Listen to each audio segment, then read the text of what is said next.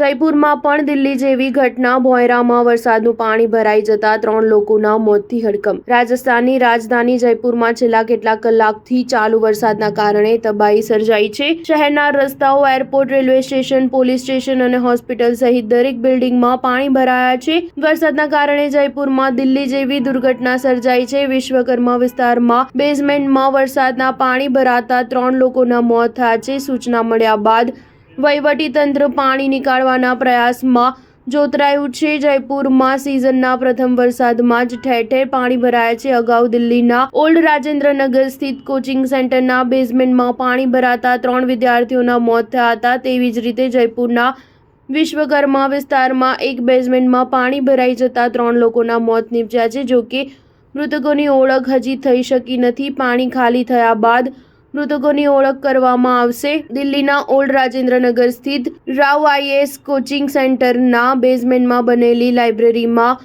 વિદ્યાર્થીઓ અભ્યાસ કરી રહ્યા હતા। તે સમયે મુશળધાર વરસાદ વરસતા કોચિંગની બહાર ઠેર ઠેર પાણી ભરાયા હતા। તે દરમિયાન બેઝમેન્ટમાં અચાનક 2-3 મિનિટમાં જ 10 થી 12 ફૂટ પાણી ભરાઈ જતા વિદ્યાર્થીઓ ફસાયા હતા અને 3 વિદ્યાર્થીઓએ જીવ ગુમાવ્યા પડ્યા હતા। સ્ટાર ન્યૂઝ 7 હંમેશા સચ્ચાઈની સાથે।